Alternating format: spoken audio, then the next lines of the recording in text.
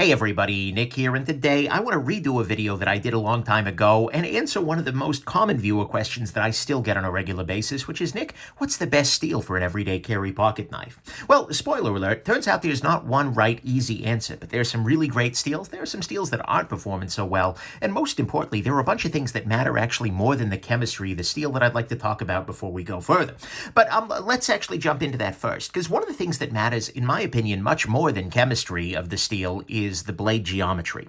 What I mean by that is when you make a knife blade, you have different options. You can make it a very, very wide piece of stock with a very gradual opening of the edge and just a relatively thick edge out there, or you can make it an exceptionally thin grind, right, where it comes down to a very thin tip. This is an example of a knife that's relatively thick behind the edge. This is a CRKT Pilar, and I've actually done a bunch of sharpening to try and narrow that bevel a little bit, but what we see here is that it is relatively thick down at the tip, and it's also relatively thick down at the base. The area immediately behind the V bevel of the edge here is pretty thick, and as a result, this knife, although it certainly can cut, it just doesn't cut as well as something with an exceptionally thin edge, and doesn't slice as well, perhaps maybe to put more carefully. This is a knife, this is a Spyderco Nirvana that's been reground by razor edge knives, and what we see here is if we look carefully, it is very, very difficult to see the edge because it is so very, very thin. Similarly, out at the tip here, this is an exceptionally thin edge, and that makes this knife slice like crazy.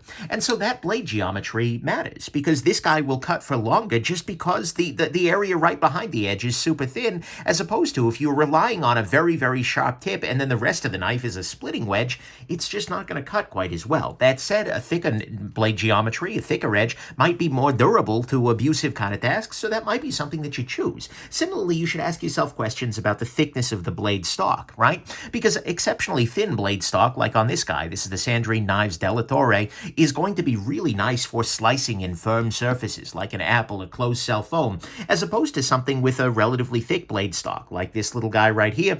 This is the Monterey Bay Knives Field Trek, a fixed blade knife. This is relatively thick stock, and as a result, if you're cutting into something super duper hard, you're going to have to wedge that open a little bit more.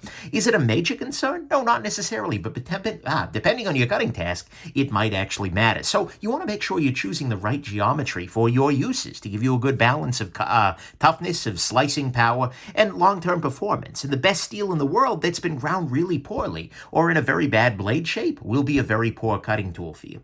The next thing that's important to think about is the heat treatment of the blade.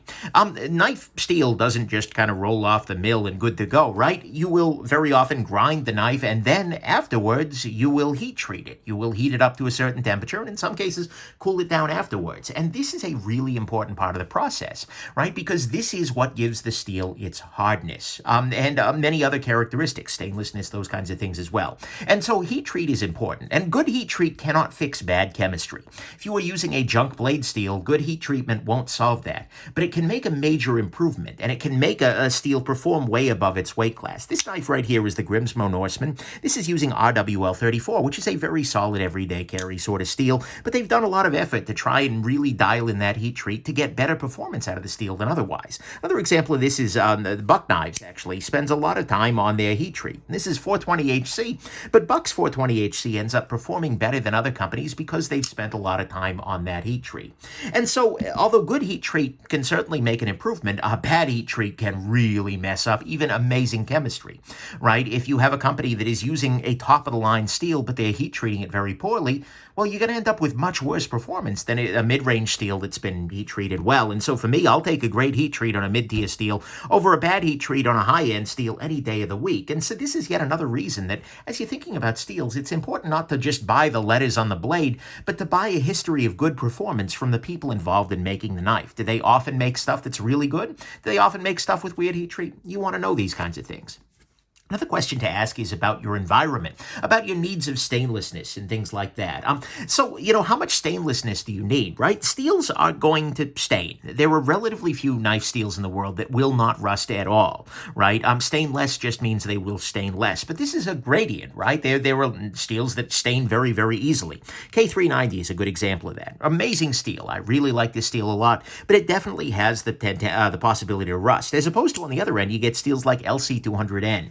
This is a steel that basically will not rust. There may be some chemical way to make something happen, but this just won't rust. This is a knife that you could leave submerged in a bucket of salt water for a week and a half and come back, and it's going to be absolutely fine. This is the Spyderco Delica 4, by the way, and the Salt 2 over here, Grimsmo Norseman, and this is the Buck 110. But nonetheless, there are different stainlessness levels. So if you're a swamp witch, you want something that's super stainless, right? If you're living on the open seas, you probably want to go that route. Or maybe the tools you carry with you just tend to rust because of sweat, because of humidity, who knows? But that's something you want to consider. Other kind of environmental questions are like, what are you doing with your tools, right? If you're going to be very abusive to it, you might want something that's a little tougher, with a thicker edge, with a tougher steel, maybe run a little bit softer so it's going to bend rather than crack or chip, right? If you're doing a lot of cutting of very abrasive materials, of cardboard, things like that, then you might favor a steel that is super hard and wear resistant over one that's going to be softer and that's going to wear away very quickly, right? You'll pay the price in sharpening for something that is very, very wear resistant. If you want something that's really easy to maintain, you might go for a steel that's a little bit less, well, a little less aggro and a little bit softer, like VG10 here. And by the way, of course, steels can be run at different hardness, but very often characteristic hardnesses are a thing. So VG10 is a steel that doesn't hold an edge forever, but it's very, very easy to sharpen, right? You can sharpen up VG10, frankly, on the back of a coffee mug if you need to, as opposed to some of your higher-end steels that are going to be a little bit more difficult to go for. And you're going to make very different choices for a bushcraft-focused fixed-blade knife in 3V here, for instance, than you might for a small pocket knife that you're going to have. Look, the best steel for you is going to often be the question of your needs, your uses, that kind of thing, more than anything. And actually, sharpening raises a good point. This might actually shock you, but as you make steels that are harder to abrade away, they get harder to abrade away. And actually, in practice, that's what sharpening is. When you are sharpening a knife, you are taking your sharpening stone and you are moving the knife against it back and forth, back and forth, back and forth in such a way to remove material, to abrade away material, leaving behind a very keen edge. And so as you create steels that are harder and harder to abrade, they will hold that edge longer, but they will also be more difficult to sharpen. So some of the really high-end steels that I might be talking about here, like a Maximet or something like that, is going to require some more fancy tools and techniques to be able to sharpen up properly. But some of the budget-friendly tools are going to be a real joy to sharpen, like VG10, like I was just talking about, even with very, very basic steels. And even as somebody who's experienced with sharpening, who has all the tools and such, there are some steels that just take a lot longer to sharpen. They're a little bit less fun to go for, right? So if sharpening your own knives is really important to you, you might want to start on something that's a little bit more forgiving. You might go with a VG10 or a CPM 154 or something like that, rather than going immediately into the super high wear resistant steel. Because if you jump into the deep end immediately, you might buy a knife that turns out you can't actually sharpen, or maybe you just don't want to, and you have to send it off to a pro. I mean, crazy wear-resistant materials do stay sharp longer, especially with stropping and maintenance, but you might have to, adjust your style to deal with that. So make sure that you're keeping that in mind. It's an important factor to consider. One other thing I'd like to talk about for a second, actually, is Damascus-style steels. Now, of course, people, oh my God, Damascus steel, the recipe was lost. It's ancient Middle East. No. Nowadays, what Damascus-style steels generally mean are pattern-welded steels, where you have a blade, and all of these are different examples of Damascus-style steel. And what these all have in common is that the blades on them are, pattern-welded. What I mean by that is you have multiple different grades of metal that have been welded together in some way. Maybe this was in a powder process, as is the case, for instance, with the Damasteel knives, or maybe it was more of a forging process, squishing these things together. It's really interesting. The Damascus steel production is amazing, but the thing is, you end up with a mix of steels, and then when you etch them, the different steels react differently, and you get a beautiful pattern in the blade. Thing is, though, that's what you're buying. You're buying the beauty. You're buying the aesthetics. For some people, the Damascus-style steels look great, and in fact, I really think they do, but for other people, it's not worth it, because they do not make the steel inherently better. I talked about this in my Knife Newbie Misconception video that you might actually be interested in watching if you're new to the game. But the thing is, if you take two garbage steels and you mix them together, you will end up with a garbage Damascus steel, right? That's not going to be what you want. And this is, by the way, why you don't want to buy a cheap Damascus knife. If you go on Amazon or eBay or a flea market or something like that and you see Damascus style knives, very often they're going to be pretty bad, right? You probably don't want to pay under $100 for a Damascus knife. There are some of the Chinese brands that are doing much better, relatively inexpensive Damascus these days, but still, if the maker won't tell you what the component steels are, you probably don't want it, because that means they've mixed garbage, and together you get more garbage. On the other hand, though, you get incredible makers of Damascus-style steels. Folks like Damasteel AB. And by the way, Damasteel is a company who makes a steel called Damasteel. But nonetheless, you get like Damasteel, which is this guy, this guy, this guy. Actually, I think all of these but this are made by Damasteel. Then you get folks like Vegas Forge and Devin Thomas, Chad Nichols. There are a lot of people out there who are making really amazing Damascus. And that is absolutely beautiful and functional, because they're taking good steels and they're combining them together, and you get something that is absolutely great. So Damascus is a beautiful thing, and it's a thing that you can pay for, and it's a thing that I do pay for, because I find it beautiful, but you're paying for beauty here. You're not getting something that is a better performer. And then finally, maybe the biggest thing to keep in mind as you're doing all of this is to remember that steel actually matters a little bit less than you think. As you're getting into the knife hobby, it's very, very easy to go all in on steel. To say, oh my God, this is VG10. VG10 is trash. I can't have that trash in my collection. Oh my God, you could go higher end. Oh my God. It's very easy to get completely obsessed in the steel front, and that's all well and good. But at the end of the day, ultimately, good steel is a beautiful thing. And bad steel can certainly be a problem. Bad steel or a bad heat treat can make a good design into a really bad daily tool. But at the end of the day, as much as I talk about steels on the channel, and as much as I'm part of the problem, let's be real here, a lot of the steel world is kind of marketing, right? It's numbers on the blade that most people actually couldn't tell if they were wrong, right? Because people don't carry their knives enough to notice very often, right? So I think it's important that we ask and demand of companies to deliver great value and great products. And I think great steels are a part of that equation. There are definitely companies out there that need to up their game in terms of steels to stay competitive. Yet at the same time, with good edge maintenance, and especially with a growing collection of knives, once you get to my level, it's like, how often am I really carrying any one piece? It ends up not mattering as much as things like blade and edge geometry and carryability and design and your own tastes as a collector. So it's really good to do your research, right? But don't get hyper-fixated on steels. Buy the gear you love because of the whole package and the overall performance, not just because of the letters on the blade. Now, with all that said, talking about the things that matter more than the chemistry, geometry, heat treatment, your environment needs, your sharpening, Damascus, and what that actually means, and the fact that steel doesn't matter much, let's talk about the steels themselves and get a little bit deeper into what I'm loving and what I'm not loving. Okay, so as I talk about the steels themselves, I'm going to go through the lists, and I'm going to go ahead and I'm going to talk about 5 different groups of steels. The first is like, do not buy. These are danger sign steels. Then we'll talk about things that you probably shouldn't be looking at the right price or with an amazing design, then maybe, but they're just not really great performers anymore. We can do better. Then I'll talk about steels that are really great at the right price point, good budget performing pieces. We'll talk about steels that are good to go, that I have no objection to, and then we'll talk about some of my personal favorites, the stuff that I'd order a knife in if I had the chance to, which are often a little bit pricier, but sometimes maybe not as much. On the nope front, the biggest set of nopes for me are these guys right here. Anything that you see in 3CR, 4CR, 5CR, these are kinds of steels that generally speaking I would avoid, because generally speaking it means they're cutting corners as aggressively as they possibly can. These are very, very inexpensive steels, and they're just not going to hold an edge very well. You're going to be sharpening them over and over and over and over again.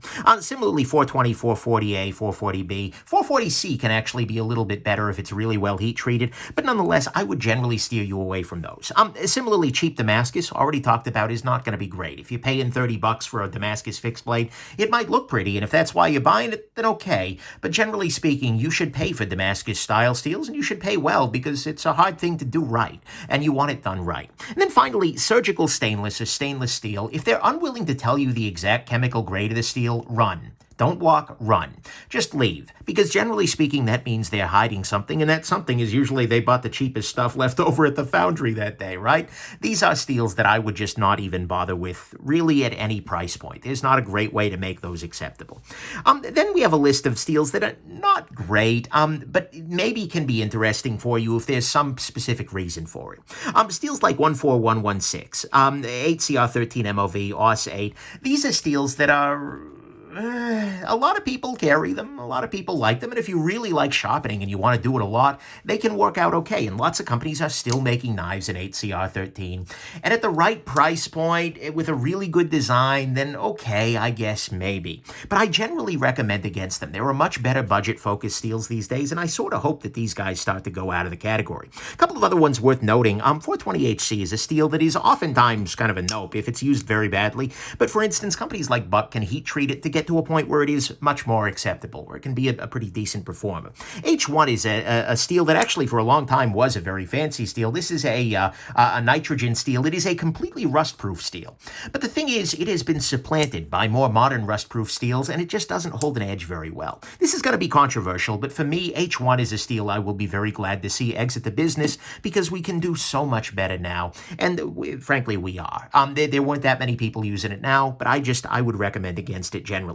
And then finally, Victorinox steel. A bunch of people have just unsnapped their Swiss Army knives to come looking for me, but the steel that they use is, unfortunately to me, as a knife person, very disappointing. It's very easy to sharpen, which is about the thing that can be said for it, but I don't particularly care for it. I really hope that at some point in time, Victorinox upgrades their steel to something with a little bit more wear resistance that I have to sharpen a little bit less often. Swiss Army knives are great. They've got a lot of charms to them, but at the same time, you are going to not be getting a steel that's equivalent to a lot of what's available in your modern standalone pocket knives. And so this is one area where Victorinox could really up their game a little bit. Now we move into the solid budget category. These are things that, are much easier to do from a budget perspective. And in fact, I've got even more of those guys up here. Let's rearrange things here because I'm not a brilliant man. But the solid kind of budgety steels out there, as I move everything around, are things like 12C27. It's sort of on the low end of this, but it can be a very good choice from a budget perspective, and I'd rather see it than some of the other ones on the list here. 14C28N is, to my mind, a pretty decent steel, and if it's very inexpensive, there's no objection to it coming from me. 154CM is a steel that's actually quite underrated, I think. Not a lot of folks are using it, but it's quite good. It's not like great, but on the budget perspective, it's a steel that I would love to see being used more often in budget sorts of things. Is it is a nice mix of sharpenability, of wear resistance. It feels like a pretty sweet spot. 440C, especially if heat treated well, can actually be a pretty good performer. No complaints there. 9CR18 MOV can be a solid budget steel, as can be its powder metallurgy version, which, by the way, is something you'll want to read about more, because powder metallurgy is interesting, but which is referred to as AR-RPM9. It's an artisan cutlery / CJRB exclusive. It's a pretty solid performer. It's very good at a budget. OS10A is another steel that is, it's a very budget-friendly kind of steel. It should be used in things that are not all that expensive, but nonetheless, it's a decent performer. CTS BD1 and BD1Z. D2 steel, actually, I'll talk about D2 in a second, N690 and VG10. VG10 was a super steel for a long time, but these days, it's kind of being outclassed. There are steels out there that are just working a little bit better than it, and I just don't particularly love carrying it. I would rather carry something, VG10's great, but I'd rather carry something with a little bit more wear resistance for my daily life. D2 is one that's worth noting because the world has exploded with D2 knives, right? And at some level, that's a beautiful thing because I think D2 is markedly better in most ways than a lot of the stuff we were running, some of the alphabet soup stuff. But at the same time, it means many things to many different people. And D2 that's made in the US is often very different than D2 that's made in China, and different heat treats and things like that. So it's a steel that has an unusually wide performance range. But I still like to see it. Its biggest disadvantage is that it's not particularly stainless. And so if you're looking for a knife that's going to be more stainless, then you might actually consider going with something like your 14C28N or something like that, 440C, rather than going the D2 route, even VG10. So that's something you want to keep in mind. It's a good budget steel, and I love seeing the fact that it is coming to budget knives more and more often, but it does have that downside of stainlessness, and it does have lack of stainlessness, and it does have a fair amount of variance. So those are the steels that I think, if somebody says, oh, I'm doing a new budget knife, and it's in one of these guys, I'm usually like, okay, yeah, sure, as long as the price is right. I wouldn't want to be paying a huge amount of money for N690, for D2, or certainly for VG10, right? And I'm not going to give you an exact number because, well, that varies a lot, and a really good design could make something in VG10 feel a little bit better, but still, I would like to see better, generally speaking, but if the price is right, these are solid steels. Now we can get into the steels that are just good to go in my mind. These are steels that are absolutely fine for your daily life, and where I really have no objection. And note that there are a lot of these, but that's because there are a lot of steels out there. A few that are worth noting. 1095 is a completely, it's not a stainless steel at all. And this is what's often used in, like good old-fashioned, traditional style pocket knives. These will often, 1095 will come up there. It also come up a fair amount in like fixed blades and things like that. But it's a good to go sort of carbon steel. Takes a really nice edge. Absolutely works. ABL's another really nice stainless option. RWL 34/ATS 34/CPM 154. These are close enough in chemistry to be roughly equivalent. This is actually, in my estimation, kind of an underrated set, right? It's not top of the line, but with really good heat treat, it can perform pretty well. It's very nice to sharpen up and to strop up. CPM 154 can take a very nice edge. Well, all of these can. They're fine steels, and they're certainly good to go. And I'd say they're a little bit underrated in the community. Some of these guys, like 52100, 4V, the ones with a little cross after it, I actually haven't handled personally, but I've seen a lot of testing in the community that's showing them to be in this good to go category. Maybe someday I'll decide I love them, but I haven't had enough experience yet, so I won't talk to them much. Crewwear is good to go. CPM D2 is the particle metallurgy version of D2. Makes it even better, right? Can't argue with that. Rex 45, absolutely good to go. S30V is a steel that actually a lot of people these days, so this is a knife in S30V here, the Spyderco PM2, and a lot of Spyderco's basic stuff is a lot of basic stuff from a lot of companies is coming out now in S30V. And actually a lot of people these days, oh, S30V, that's terrible. Honestly, when I was getting in the hobby, that was a very super steel. It was a very big improvement over things like, for instance, 154 CM, which were really common at that moment. So, it's a truth, by the way, that one generation's super steel is the next generation's budget steel, right? So, I still like S30V. I think it's good to go. I prefer S35VN a little bit more than that. I think it's just a little nicer to sharpen, personally, given my skill level, my approach. But both of those guys are good to go. S45VN is an improvement on S35, no argument there. S110V is a very wear-resistant steel. Maybe not what I'd use in everything, a little chippy sometimes, but there's that. BD1N, that little bit of nitrogen actually does make a nice difference. XHP is good to go. Damasteel, we've talked about already, is very, very similar in performance to this kind of the 154. It's great, and again, there are lots of other Damascus providers who might do something like XHP in another steel. So again, think about the component steels as you're looking at your Damascus's sort of things out there. HAP 40 is good to go. Nitro V's solid steel. PSF 27. SM100 is not actually a steel. It's I believe a titanium nickel alloy, but it's oftentimes good to go. I just haven't handled it too much. Spy 27 is a new steel from Spyderco. Good to go. Teravantium's kind of weird. This is a dendritic cobalt. This is an example of a Teravantium knife. This is from Terrain's 365. This is their Otter slip joint, and it's a very unusual steel. Watch my review for more discussion of it. It is completely rust-proof. It will not rust at all. And I don't mean that in the sense of, oh, it'll take a lot. No, this cannot rust. It's not ferrous, right? But it's a very interesting alloy, but it is good to go for everyday carry. Venatus 4 and Z-Max, again, ones that I've not handled, but I've heard very wonderful things about and seen good testing of. But all of these guys are absolutely good to go. I have no objection to any of these guys. And yeah, for what it's worth, by the way, CPM is Crucible Particle Metallurgy. That's a metal making company, basically. And then, different one of these are made by different companies. RWL 34, I believe, is made by Damasteel versus, you'll see CTS is Carpenter Tool Steel. And then some of these are made by Bola, etc. That's what those numbers mean. Then finally, my personal very favorite steels out there, my steels of choice. If I had to just pick a steel for a new project or something like that, these are the ones I would generally use. So 3V is a very good steel for a fixed blade. This, like I said, MBK Field Trekker is a 3V steel, really good to go. 10V, great steel, very wear resistant, no argument there. M4 is not very stain resistant, and that's a major downside to it, but it is a very nice steel. I like it a lot. S90V is a steel that is very, very good. Here's the S90V Spyderco native, really good choice. Damacor is slightly different from Damasteel in that it has a Damasteel style pattern blade, but then that center steel is something different. It's a nitrogen steel. It's a very nice performer. I really like this Damacor Albacore stuff. K390 is a steel I've fallen in love with lately. It is not stainless in any particular way. You can even see some patina forming on this Spyderco Delica here, but it's a very, very nice steel. I've really appreciated it from a wear resistance perspective. In terms of wear resistance, LC200N is a little bit behind some of the ones in this pack, but it is completely and totally stainless. Yet it is also a steel that I would recommend for daily carry. You could live in the high desert and still carry LC200N very, very happily. By the way, that's the same thing as Z Finite, right?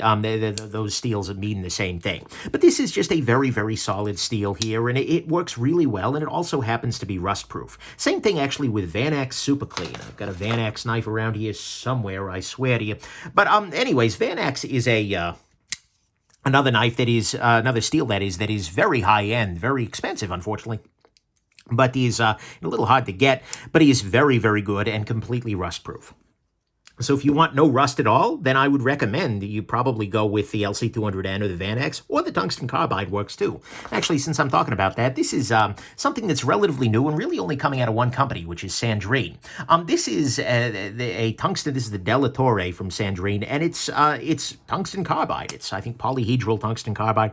It holds an edge like crazy. Not the easiest thing to sharpen ever. You'll need things like diamonds and things like that. Diamond stones, not like diamond rings. But nonetheless, or they'll sharpen it for you. But it is a really cool material. I've really enjoyed it very much. The most common sort of high-end steels these days are this category here. M390, CTS 204P, and 20CV. Those are basically chemically equivalent. There are maybe slight differences, but not functionally speaking. These are sort of the default high-end knife steel these days, and you know what? They are good to go. I've got lots of knives I love in M390 as long as the heat treat is done well in any of these things. Like I said, bad heat treat can turn any of these into some of these, right? It's a problem. But at the same time, if the heat treat is done well, M390 can do really, really good. Maximit is a completely nuts steel. Here I've swapped it in on a Spyderco Para 3 lightweight. Really good. Super wear resistant. Kind of a pain in the neck to sharpen and very stainful. But that's a thing. And then ZDP 189 is a Japanese steel. Very, very good. Absolutely solid. And so for me, at least, this is kind of how I break the steel world down. I'm sure I forgot some. Absolutely 100. And you know what? Tomorrow there's going to be something brand new coming out. You know, Magna Cut is the new kid on the block, so to speak, as we're doing all this. I got a knife coming in it, but it ain't there yet. But still, you know, these are all going to be great. If somebody wants to sell you a knife and you're seeing one of these, you know what, is good to go. It's fine. It's going to work well for your daily life. If I were ordering something custom, I would probably do it in one of these kinds of steels instead, although Damasteel I will very often do for the aesthetic purposes. But nonetheless, and if you're looking for something on a budget, these are the kinds of things you'd love to see. Although these guys can definitely be acceptable if you're in love with some other element of the design, whether it be the design or maybe even the cost, right? For cheap enough, any of those things can be decent. But the thing is, one of the important things to do is not to take my word for it, right? This is my perspective. This is my subjective feeling on these steels. Some people agree with me. Some people don't. That's fine. But this is the start of your learning, not the end. And so if you want to keep learning, this is where to do it. One of the very best things you can do is to pick yourself up a copy of this book right here. This is Knife Engineering by Dr. Laren Thomas. By the way, remember I mentioned in Damascus, Devin Thomas Damascus? Yeah, that's his dad. This kid comes by the steel knowledge, honestly, so to speak. But this is an amazing book that talks about steel. It talks about geometry for edges. It talks about heat treat. Reading through this will make you a much more informed knife consumer and give you a much better sense of what's going on. There's also his blog at knifesteelnerds.com, which is worth a read. There are other folks out there in the world who I very much trust on this. Sean Houston, Triple B Handmade, is both a great knife maker. His work is really, really good. And he has a lot of interesting things to say about sharpening, about steels generally speaking. Cedric Nader Gear and Outdoors on YouTube. Not only is Pete a great guy and one of the more funny gear, he's way better at this than I am. You should subscribe, but he has a really good series of ongoing tests. Not like super scientific, oh my God, but that's not his goal. But you're just going to get a sense of relative performance of these kinds of knives. And very often you'll see that these kind of block together in terms of relative performance here. And then there are lots of apps out there that give you knife steel composition, because you can look at, how much cobalt does this have? And you can look at the exact figures, basically, and be able to see, oh yeah, these three knives are basically the same thing, but it's very, very different, for instance, from S90V or something like that. And then finally, forums can actually be an interesting place. So places like Blade Forums, the Spyderco forums have a lot of, although there's certainly a bias because it's the Spyderco forums, but there's a lot of interesting information about steel steel there. So those are places that you can keep learning, as well as just going on and learning yourself. Continue to try things. Keep an open mind, right? And don't believe every conspiracy that comes up, but also it's worth thinking about, hey, maybe some things aren't as we were marketed, right? And so there's a lot more for you to learn, right? So anyways, hopefully this has been interesting to you and helpful for you. If you're curious about, where to go from here, I've got a whole, if you're brand new to the community, I got a whole playlist full of things that are useful for knife newbies to learn. But hopefully this gives you some interesting information. And most of all, I hope that you don't have too hard a time with the steel, because steel hardness, no, that was really bad. Anyways, hope this has been interesting to you, that you are steel watching, and that you have yourselves an absolutely wonderful rest of your day. Bye now.